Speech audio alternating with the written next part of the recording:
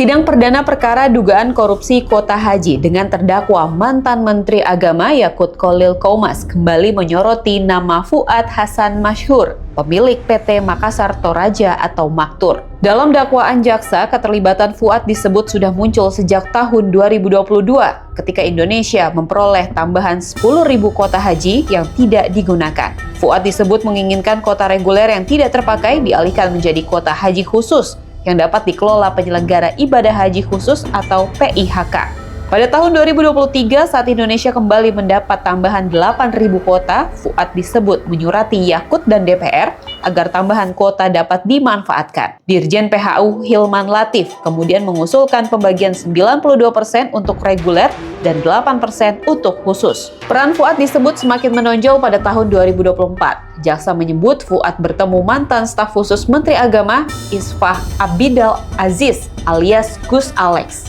serta Direktur Operasional Maktur Ismail Adam. Dalam pertemuan itu, Fuad disebut meminta teknis pengisian kuota haji tambahan dilakukan satu pintu melalui dirinya. 2 hari kemudian, Maktur mengajukan percepatan keberangkatan bagi 110 jemaah. Tambahan 20.000 kuota kemudian dibagi sama rata, 10.000 untuk reguler dan 10.000 untuk khusus. Dalam penyidikan, KPK menyebut perusahaan yang terafiliasi dengan Maktur ikut memperoleh kuota tambahan. Maktur sendiri diduga memperoleh keuntungan tidak sah sekitar 27,8 miliar rupiah pada musim haji 2024. KPK juga pernah mencegah Fuad berpergian ke luar negeri, menggeledah kantor dan kediamannya, serta memeriksanya berulang kali sebagai saksi. Namun hingga kini, Fuad belum ditetapkan sebagai tersangka. Berbeda dengan Yakut, Gus Alex, Ismail Adam, dan Asrul Aziz Taba. Rangkaian perkara ini pun menyisakan sejumlah pertanyaan. Seberapa sentral peran Fuad dalam perubahan dan pengelolaan kuota haji tambahan?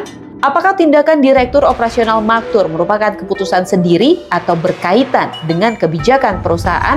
Dan mengapa rangkaian peran Fuad yang disebut sejak tahap awal belum berujung pada pertanggungjawaban pidana terhadap dirinya?